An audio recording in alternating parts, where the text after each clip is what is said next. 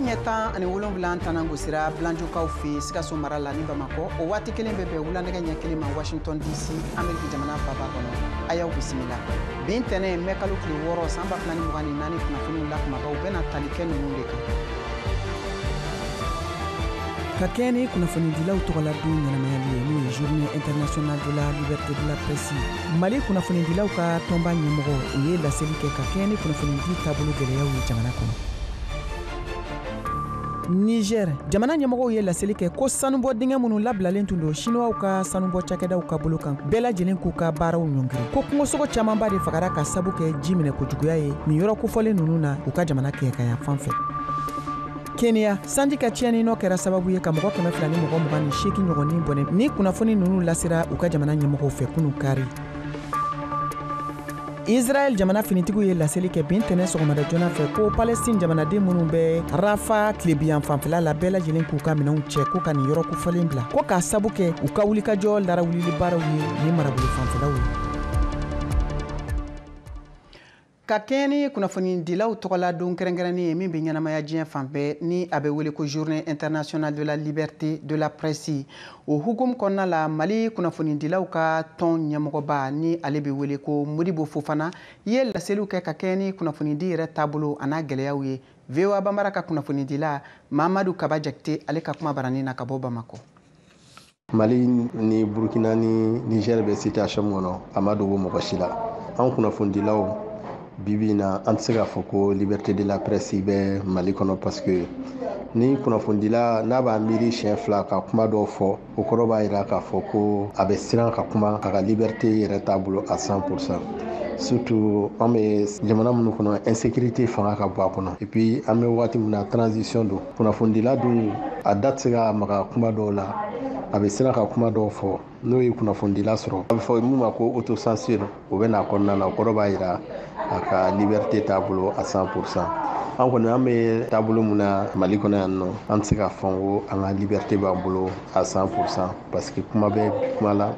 an bɛ siran k'a fɔ fɛn bɛ fɛn na an da tɛ se ka s'a ma yala an bɛ se k'a fɔ ko kunnafonidi baara kɛra farati ye bibi na Mali kɔnɔ wa a tɛ kalo bɔ an ye autorité de la communication n'a fɔ a ma ko HAC a ye sɛbɛn dɔ bɔ k'a bin k'a fɔ ko kunnafonidilaw interdilen don ka politikimɔgɔw ka activité couverture kɛ an ye ɲɔgɔn sɔrɔ depuis an ye communiqué in ye komi u ma communiqué adressé anw na an fana y'a ye bɔlɔlɔ sanfɛ cogo min an fɛcɛr'u an farala ɲɔgɔn kan an ye communiqué kɛ an y'a fɔ ko HAC ye mun fɔ an t'a bato parce que haki tɛ yen ka anw contrôler mais haki bɛ yen pour que ka média de protéger a fɔ mun ma ko liberté de la presse ka protéger a kɔni ye hakilina dɔ d'a ma parce que a b'a jira k'a fɔ anw ka autorité n'olu ye haki ye o mun kan k'an bilasira k'an orienter olu yɛrɛ kɛra fɛn ye mun bɛ pression kɛ anw yɛrɛ kan a b'a jate ko farati bɛ ka na Mali journalisiya la wa an ka liberté de la presse a bɛ ka taa danger la parce que e ka ɲɛmɔgɔ mun n'a kan k'i lakana n'a kan k'i makara n'o kɛra sababu ye ko a bɛ tɔɔrɔ dɔ sɔrɔ ka s'i ma i kan ka siran bibi na ni acte minnu bɛ ka kɛ an ka autoritéw fɛ a bɛ mɔgɔ siran kosɛbɛ parce que nin ye bita ye sini mun bɛna kɛ Ala de b'a dɔn an bɛ se k'a fɔ en conclusion farati bɛ ka don journalisiya baara la bi an bɛ fɛ k'a dɔn mun de kan ka kɛ kunnafonidilaw ka hakɛ ye nin waati in kɔnɔna na o kɔfɛ kunnafonidilaw man kan ka tɛmɛ yɔrɔ jumɛn kan exactement an bɛ waati min na an bɛ période d'exception kɔnɔ période d'exception an ka baara taabolo la presse doit jouer un rôle très responsable c'est pourquoi an bɛ tile k'a fɔ mɔgɔw ɲɛna Mali journaliste ye responsable ye parce que an m'a ye k'a fɔ mɔgɔ ye kunnafonidi min bɛna futinɛ Niger kabri sibiridon u ka Rusila jamana ka kɛlɛkɛ cargo ba 3 falen kɛlɛkɛminɛw ani degelikɛlaw la sera Ɲamɛ u ka baara bɛna kɛ kɛlɛdigi ye ka taa Niger jamana finitigiw kun ko walasa u ka se ka wulikajɔ kɛ ni ka basigi sabati u ka jamana kɔnɔna la kunnafoni minnu sɔrɔlo kuɲɛ kɔnɔ an ka ɲɛmadaw fɛ a ma kalo kelen bɔ Rusila jamana ye u ka kɛlɛkɛ pankulunba cargo 3 fa kɛlɛkɛminɛw na ani ka fara u ka jamana finitigiw kan minnu kan ka taa degeli baaraw kɛ Ɲamɛ Niger jamana faba kɔnɔ ni kunnafoni ninnu bɛɛ lajɛlen lasera u ka jabaraniso Télé Sahel fɛ avril kalo tile 10 ɲinan san Rusi finitigiw minnu ka baara ye degeli ye n'a hakɛ bɛ ɲini ka se mɔgɔ 100 kɔ ma sera Niger jamana faba kɔnɔ Ɲamɛ o taama sira fɔlɔw senfɛ u ye sanfɛ kɛlɛkɛ pankulun minɛ camanba de lajigi ni degelikɛla kulu n'a bɛ wele ko Africa Corps n'o bena wuli ka jɔ baaraw kɛ k'u ka kɛn yɛrɛ kɛlɛbolo Wagner nɔrɔ bila laseliw bɛɛ lajɛlen lajɛyara u selen kɔfɛ Niger jamana kan a kunnafoniw ladira waati min na jabaraniso ka kunnafoni jɔnjɔn wɛrɛ foyi ma di min yamaruya dir'u ma ni ka kunnafoniw lase n'o bɛ tali kɛ u ka pankulu filanan jiginni kan k'a sabu kɛ u ka lakana la kɛrɛnkɛrɛnni o baaraw ye pankulu sabanan o min fɛnɛ tun falen don kɛlɛkɛminɛ caman ba la ani ka fara degelikɛlaw kan nana ni da dumunifɛn caman ba di fɛnɛ ye Niger jamana kɔnɔna la i n'a fɔ ni bataki kofɔlen in ka fara Rusula jamana ka kunnafoni diso agence de presse Russia Novosti o fɛnɛ y'a sɛbɛntiya cogo min na k'u sinsinnen to Niger jamana ka kunnafoni diliw kan n'o bɛ tali kɛ baɲumankɛ pankuluba dɔ n'o ye cargo humanitaire ye nanzarakan na min bɔra Rusula jamana kan ka se Niger a da dumunifɛn minnu ni olu labɛnna ka bila ni pankulu kofɔlen in kɔnɔ lajiginni kɛra baaraw kunfɔlɔ ye min labilala ka taa Ameriki jamana finitigiw olu dagayɔrɔ la komi ni bataki in ye a kunnafoni jɛya cogo min alamisa don Ameriki ka minisiri min sigilen don lakana ko kunna Lloyd Austin ye laseliw kɛ ko Rusula jamana finitigiw minnu bɛɛ lajɛlen tun bɛ u ka finitigiw dagayɔrɔ dɔ la Niger jamana kɔnɔna la yɔrɔ min fɛnɛ Ameriki jamana finitigiw dagalen don ye ka taa u ka pankulu jigiyɔrɔ kɛrɛfɛla la Niamey an bɛ to Niger jamana kan bawo u ka jamana ɲɛmɔgɔw ye laseli kɛ k'a fɔ ko Chinois ka damanda cakɛda minnu sigilen don u ka jamana kɔnɔna la bɛɛ lajɛlen k'u ka baaraw ɲɔngiri ko ka kɛɲɛ ni u ka ji minɛ kojuguya ye min kɛra sababu ye ko ka kungosogo caman baden faga nin waleya in kunnafoniw y'a yira k'a fɔ ko a kɛra dugudennin na min filɛ nin ye Niger jamana kɛ ka yan fan fɛ yɔrɔ min ni a dugu bɛ wele ko Tabalu ka kɔn a yirala k'a fɔ ko dugudenw tun ye laseli kɛ ka kɛɲɛ ni nin waleya cɛjugu ye min bɛ ka ta ka ɲɛsin u ka mara ma an ta ni kunnafoniw ye Chad jamana kan u ka jamanatigi sigi kalata kunfɔlɔ baaraw kɛra bin tɛnɛ a yirala k'a fɔ ko u ka jamanatigi ni ale ye Mahamadu Debi ye ale ka wulikajɔ baaraw bɛ ka kɛ sababu ye ko k'a bila sanfɛ hali ni ko k'a sɔrɔ fanga sinamatɔnw ye taabolo ninnu bɛɛ lajɛlen lagosi ka kɛ ni nin kalata in jaabi kunfɔlɔw a n'a baaraw tɛmɛcogo ye Moribo Danbele VOA tɔgɔla ka bɔ Washington. Debi Fadema ale ye fanga sinamatɔn ɲɛmɔgɔ kɔrɔ ye ni sisan jamana fanga ɲɛmɔgɔ do Succès Masra ni ale kɔrɔmatigɛlen do k'a fɔ ko Fadema foyi wɛrɛ tɛ ka fara ale kan ni cɛ fila u ye layidu ta k'u bɛna tako fɔlɔ kɛ ni kalata in na duniya baɲumankɛtɔnw minnu bɛ adamadenya tɔpɔtɔ olu ka kuma la u y'a yira k'a fɔ ko u sigalen bɛ k'a fɔ ko kalata in kumada la ni a bɛna kɛ jɛlenya kɔnɔna la kɛ Masira ni a ka forokiya bulalama ye kalata kɔfɛ ko mɔgɔ fɛn fɛn y'a yira k'a fɔ ko u tun bɛ yɛlɛma nɔfɛ ko u bɛɛ kan ka taa kalata kosɛbɛ wa basigi kɔnɔna la a ne y'a sɔrɔ mɔgɔw bɔli fanga o kɔni o ma bonya kosɛbɛ kalata yɔrɔ dayɛlɛlen kɔ Jamena jamana faba kɔnɔna la dɔ farala ka tile camancɛ la kalata yɔrɔ 20 hakɛ la AFP kunnafonidilaw taara ka taa yɔrɔ minnu lajɛ ne nana kala fili bi k'an sagola mɔgɔ ta yaasa an bɛ se ka jamana ɲɛmɔgɔ sɔrɔ mun bɛ se ka na yɛlɛma don jamana kɔnɔna la ani ka denmisɛnninw dɛmɛ ka taga ɲɛ nin ye Angeline fangaɲini yɛrɛ kofɔ wagatiw ya kɔlɔsilikɛlaw y'a yira k'a fɔ ko Debi ni san 40 do ni ale Fadema o fagara ani dɔw yɛrɛ balila ka se ka u kanbɔ fangaɲini nɔfɛ ko a bɛ sɔn ka sebaya sɔrɔ nka u ka sɔrɔ dɔnbaga Masira ni ale fana ye san 40 ye ale kɔni ye kokɔrɔmaduni caman sɔrɔ ni dɔgɔkun laban in na mun bɛ sɔn ka tako filanan bɔ ni kalafili in koya la a laminiminen ni a ka kɔlɔsilibagaw ye Debi ale ye laseli kɛ ko a bɛ fɛ fanga ka sigi faso jama ma kalafili in kɔfɛ a kɛra furancɛ fanga o ɲɛmɔgɔ ye jalatigiba General 15 san 2021 olu sababuya la a fa ka saya kɔfɛ Idris Debi Itno ni ale fagara mɔgɔ murutilenw fɛ san 31 kɔ fanga la mɔgɔ min bɛ wele ko Midi ni o ye a tɔgɔ daminɛw ye ani ni lunɛti fiman b'a ɲɛ la Mahatma a ye tun ye layidu ta ko furancɛ fanga bɛ kɛ kalo 18 ye yanni dɔ ka fara a kan ka kɛ san 2 ye Masira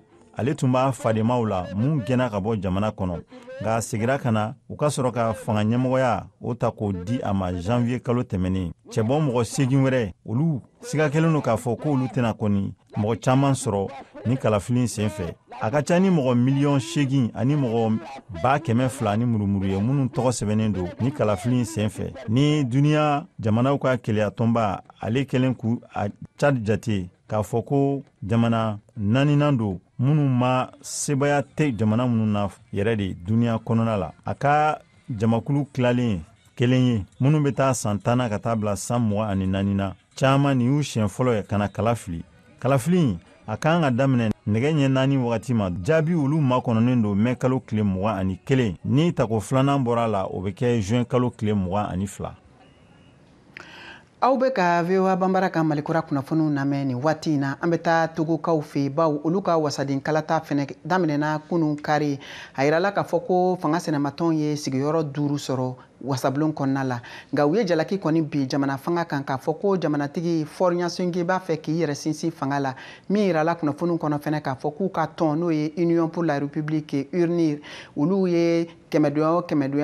ɲɔgɔn sɔrɔ kalatalaw cɛma 113 la.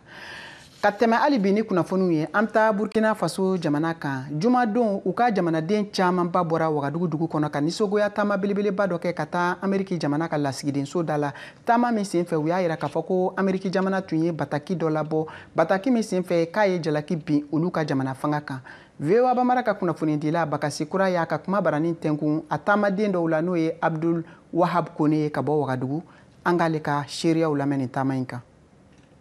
On est allé directement au niveau de l'ambassade. Ça, sur notre message, on était parti kataga Ameriki lasigidenso de la yɔrɔnin kelen sabula cikan tun bɛ an bolo k'a las'u ma. An ka tagama in kɛra sumaya ani bɛn de kɔnɔ an selen yen nɔ u ye an bisimila o kɛlen an y'an ka cikan lase karama kɔnɔ an tilalen an y'an kɔsegi awɔ kow kɛra o cogoya de la. Et quel est le contenu de ce message? Le contenu de ce message, c'est de dire que ko États-Unis tɛ o ɲɔgɔnna misali jamana ye min n'a fɔ ko ana anw ɲininka an ka kɛtaw la nin koɲɛ in na walima k'a bɛna kangari da anw ye. Awɔ Burkina Faso ye jamana ye min ka yɛrɛma hɔrɔnya b'a bolo. Su ani tile an ka sɔrdasiw bi kɛlɛ kɛ walasa ka jamanadenw bɛɛ lajɛlen na ka na. Mais les États-Unis demandent une enquête. Amerikikaw ko de ye ko sɛgɛsɛgɛliw ka kɛ walima aw ma sɔn tiɲɛ dɔnni ma de wa. Tout chaud là, puisque nous on a confiance à nos soldats. A mana kɛ fɛn o fɛn ye anw dalen don an ka sɔrdasiw la wa a fɔra yɛrɛ ka ban ko sɛgɛsɛgɛliw bi sen na. Nka ni nin kokan jɛkulu ninnu yɛrɛ tun bɛ tiɲɛ kan ko dɔgɛrɛw kɛra fan dɔgɛrɛw fɛ wa olu la an ka jamana marabagaw y'a kanu ka olu sɛgɛsɛgɛliw kɛ nka jɛkulu ninnu si de ma na ni dalilu ye. Sisan olu b'u to fo kilomɛtiri caman k'u sigi ko jamana kuturu sɔrdasiw minnu bɛ don o don maaw lakanani na k'u b'olu jalaki aw kan k'a dɔn waati dɔ la ko maaw bɛ faamuyali kɛ wa maaw tɛ naloma ye. Nin bɛna an don an ka jamukan tako filanan o hukumu kɔnɔ aw bɛ se k'an sɔrɔ VOA Bambara ka radio fiɲɛsiraw an'a ka jabaraniso kan an b'a fɔ aw ye aw k'an bɛɛ sɔni.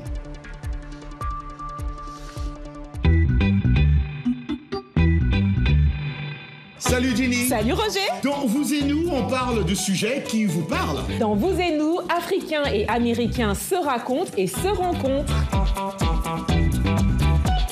Les dernières tendances mode, mais aussi les gadgets indispensables. Les avancées technologiques, l'entrepreneuriat de jeunes, un pont entre l'Afrique et le Nouveau Monde pour diffuser nos cultures.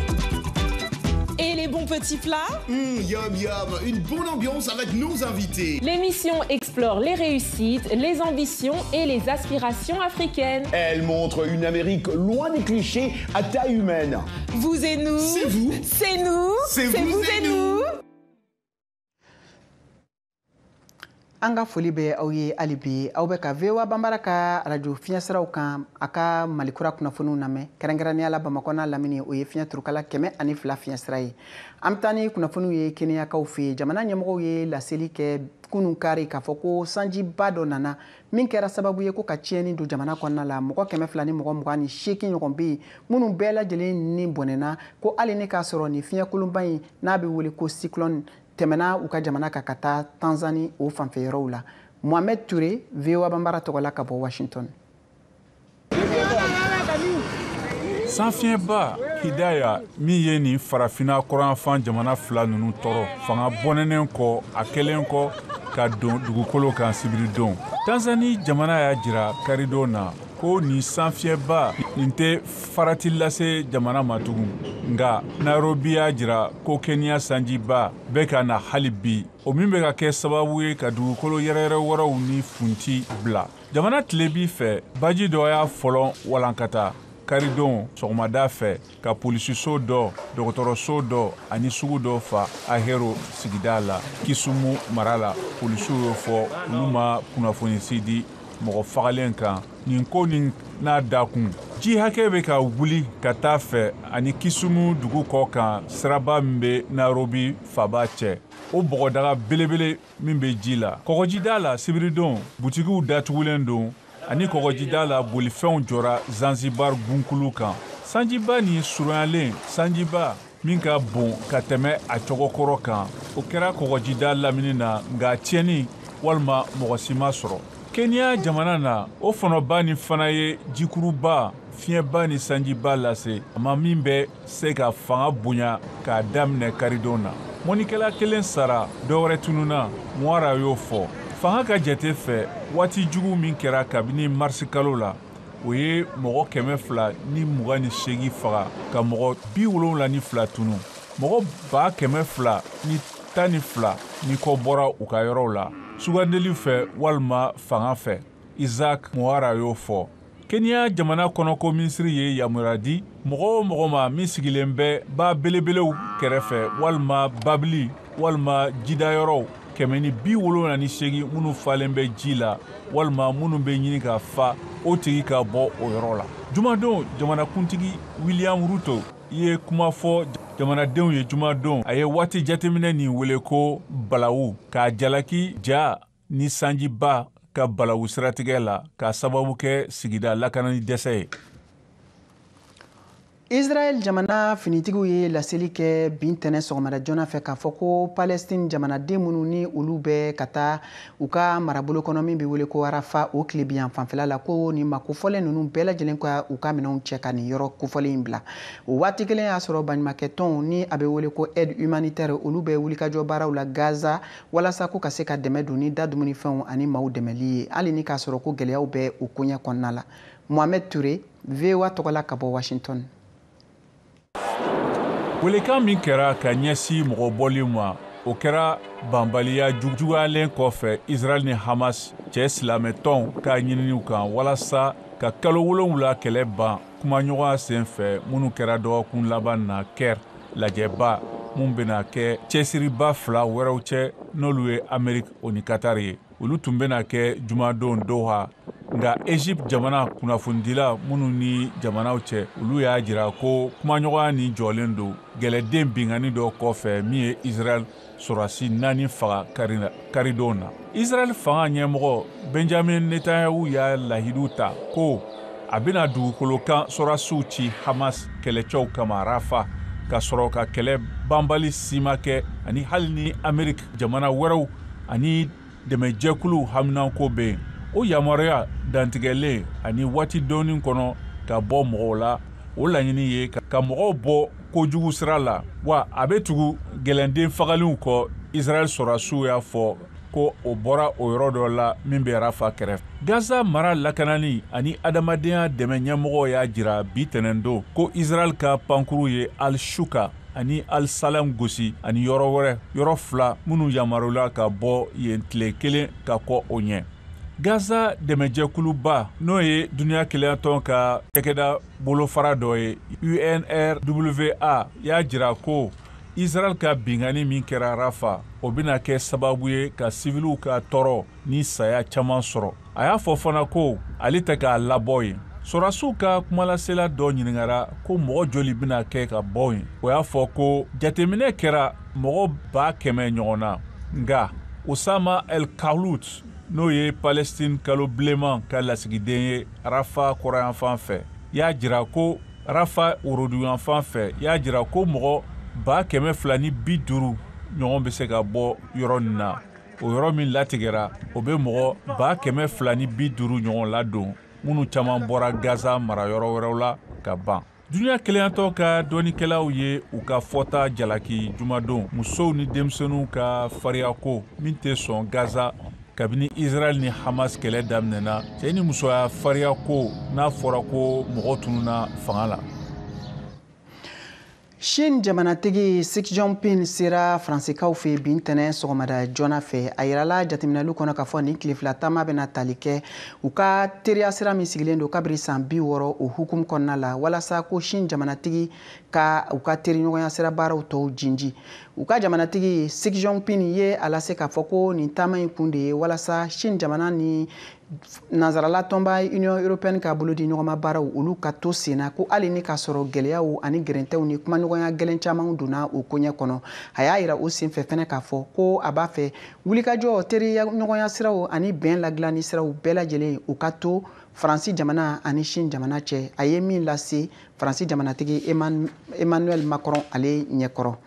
An bɛ taa ni kunnafoniw ye Ameriki jamana kan yan kabiri sibiridon kunnafoniw y'a la yira k'a fɔ ko kiribifɛn n'a bɛ wele ko cannabis o baaraw ka se ka lakodɔn ni k'a don ba la sariya sen kɔnɔ k'o kɛlen don sababu ye ko ka farafarali don politiki ko nasiraw hukumu kɔnɔna la bawo Ameriki jamanadenw jateminɛli la kɛmɛdoya o kɛmɛdoya 88 ɲɔgɔn bɛ yen minnu bɛɛ lajɛlen sɔnna a ma k'a fɔ ko a ka kan ka yamaruya ni ka sariya sen dɔ sigi a baaraw koɲɛ o taabolo kan. Moribo Dambele, VOA Bamara tɔgɔla ka bɔ Washington.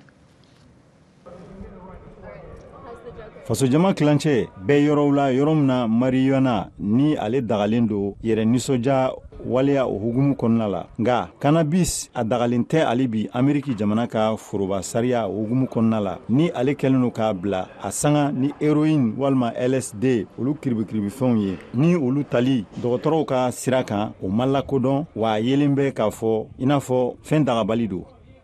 Ameriki jamana kalatala fanbaw olu hakilila ye ko yɛlɛma kan ka don a la o kosɔn u ye cannabis ta k'o ɲɛsin cɛbaw ma Joe Biden ani Donald Trump ko n'a sɔrɔ u bɛ fɛ ka se kalatala denmisɛnninw ma. Nin ye Scotty Smart ale hakilila ye ni ale ye kamalenkulu dɔ ye ni Georgia Project la. A lot of people don't understand policy. Mɔgɔ caman tɛ politiki ko faamuya. Mɔgɔ caman t'a dɔn ko sariya minnu bɛ ta a bɛ nɔ bila u ka ɲɛnɛmaya la don o don. Ne hakili la kiribikiribifɛn ye ko ye min bɛna denmisɛnninw galabu kɛnɛya k'u mago don a la.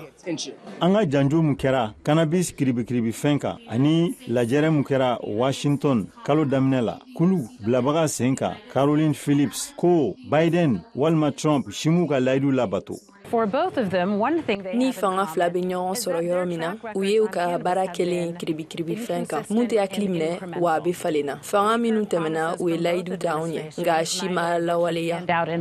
Joe Biden ale ka fanga kɔrɔla la ka foroba kɛnɛya minisiri so ani fasojama ye laɲini kɛ ko ka marijuana bila kiribikiribifɛn magamanw kɔnɔna la mun kɔrɔ ye ko ka yɛlɛma don a ye cogoya la yaasa ka se ka a daga o b'a yira k'a fɔ ko ka a bɔ kɔnyali la o kosɔn Caroline Phillips ka bɔ u ka foroba janjokulu min sigilen don cannabis kan ale ko Ameriki jamana ka famaya so Maison Blanche ale ka politiki kiribikiribifɛn kan marijuana o dibilen don sisan a ye tagamasere gɛlɛnw yira ko a labɛnnen don yɛlɛma kan nka an ma waleya fosi ye ka taa nin kuma fanfɛla la.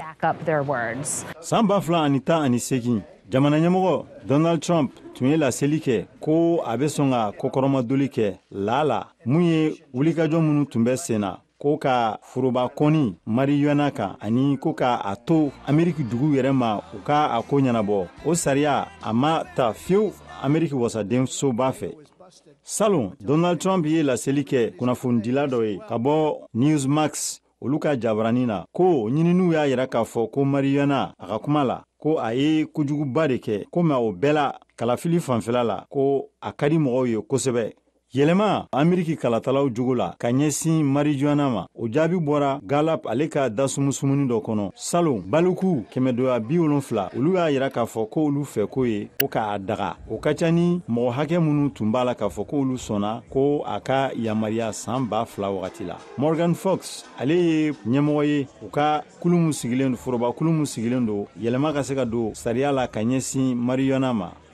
Denmisɛnnin kalatalaw olu kɔni galabu ka kɛnɛ ka ɲɛsin marijuana ko a ka yɛlɛmɛ a ka yamariya u jigi b'a kan k'a fɔ Biden ka fanga a bɛna waleya ta ka ɲɛsin cannabisi dagali ma yanni Novembre kalata cɛ. Scott Stearns ale ka laseli do mun bayɛlɛmɛna Modibo Dambele fɛ Washington VOA News. Ka da nin kan sisan Shaka Traoré ale ka farikolo ɲɛnajɛ nɔrɔ bilala ni Naman Jara ye ka bɔ Dakar VOA Bambara tɔgɔ la an ko kunnafoniw lamɛn. aw ni wula farikolo ɲɛnajɛ kɛnɛ kan Mali la AS Real de Bamako senatolantanton nka digi karamɔgɔ kura Firmin Sanu bena baaraw damina don nataw la k'aw ladɔnni AS Real tolantanton in ala ka hinɛ Salif Keita la ale min ye farafina tolan sanulama fɔlɔ jɔnjɔn sɔrɔ n'o ye premier ballon d'or africain a ka tolantanton tun ye AS Real ye hakilijigila AS Real de Bamako FC Nouadhibou de y'a labo ɲinan farafina tolantantonw ka senatolantan jɔnjɔn min bɛ wele Ligue africaine des clubs champions ye kabini o la a ka dege karamɔgɔ Nuhum Jane ye baara bila AS Real kunna tolantanton in ka tolantan minnu tun bɛ kɛ la ka na bila fo sisan dɔ de tun sugandira yanni dege karamɔgɔ kura kana Firmin Sanu min ye dege karamɔgɔ kura ye baara camanba makɔnɔna i n'a fɔ ka Mali ɲinan senatolantan jɔnjɔn ta n'o ye Mali championnat ye walasa ka se ka taa Mali tɔgɔla farafina tolantantonw jɔnjɔn tolantan na n'o ye Ligue africaine des clubs de champions ye Mali championnat a bɛ tile 25 tolantanw de la AS Real de Bamako bɛ jɔyɔrɔ sabanan de la kuru 44 ba bolo Stade Malien bɛ jɔyɔrɔ filanan na kuru 44 ba fana bolo nga ale bɛna championnat tile 25 tolantan kɛ bi wula fɛ Joliba AC de bɛ jɔyɔrɔ fɔlɔ la kuru 54 ba bolo ninnu de ye kunnafoni ye farikolo ɲɛnajɛ kɛnɛ kan an sera ka minnu sɔrɔ k'o lase aw ma. Washington Forum, le rendez-vous hebdomadaire de VOA Afrique à ne pas manquer. Chaque semaine, nous sommes ensemble pour 30 minutes pour décortiquer les grands sujets qui font l'actualité. Avec nos analystes et nos reporters, nous allons au fond des choses. Politique, économie, société, culture. Nous posons le débat et nos analystes sont là pour apporter l'éclairage. Washington Forum, c'est aussi vous, le public. Vous pouvez participer en réagissant au thème de la semaine sur nos réseaux sociaux. La rédaction de VOA Afrique vous donne rendez-vous sur ses chaînes partenaires, son site voaafrique.com et sur ses plateformes numériques pour prendre part à ce forum réalisé dans nos studios à Washington. À très bientôt dans Washington Forum. Ni de bena dansigi an ka bi malikura kunnafoniw na nka yan'o cɛ an bɛ bataki telimanda aw tulo kan min bɔra Mali jabɔlaba n'o ye Sulemani Solo Sise ye k'a da malidenw bɛɛ lajɛlen tulo kan ko Mali kɔnɔ ani Mali kɔ kan k'a fɔ minnu tun ye wulikajɔ sabati kunɲɔgɔn tɛmɛlen ka kɛɲɛ ni a ka jɔnjɔnba n'a bɛ wele ko trophée min sɔrɔla CAN Europe bunkana la san 2023 waati n'a tun tununnen don ko ni trophée kofɔlen yera o kama ko ka foli ani waleɲumandɔn ni tasibila kɛ ka taa maliden kelen kelen bɛɛ lajɛlen ma u ka wulikajɔ ni dɛmɛ la ka tɛmɛ ni kunnafoniw kuncɛli ye aw minnu bɛ fɛ k'an lamɛn sanga ni waati bɛɛ lajɛlen aw b'aw sɔgɔ VOA Bambara ka malikura kunnafoniw na min bɛ lase a ka radio fiɲɛ siraw fɛ walima a ka jabarani so kan an ka bɔlɔlɔ sira kan aw bɛ se k'an sɔrɔ www.voabambara.com walima a y'aw sɔgɔ an ka page Facebook YouTube ani Instagram na VOA Bambara nin de bɛna dansigi kɛ aw ka bi kunnafoni na aw ni ce aw ka kulomajɔ la aw k'an bɛn waati wɛrɛ.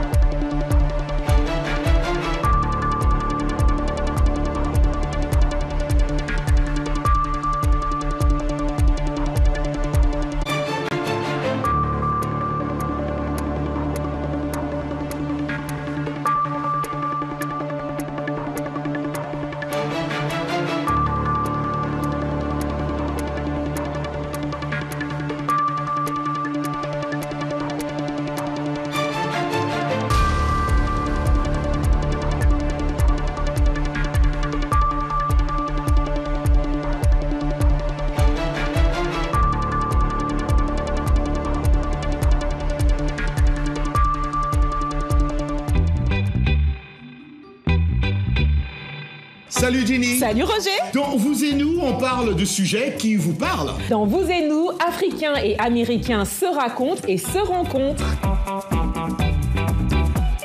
Les dernières tendances mode, mais aussi les gadgets indispensables. Les avancées technologiques, l'entrepreneuriat de jeunes, un pont entre l'Afrique et le Nouveau Monde pour diffuser nos cultures. Et les bons petits plats? Yum yum, une bonne ambiance avec nos invités. L'émission explore les réussites, les ambitions et les aspirations africaines. Elle montre une Amérique loin des clichés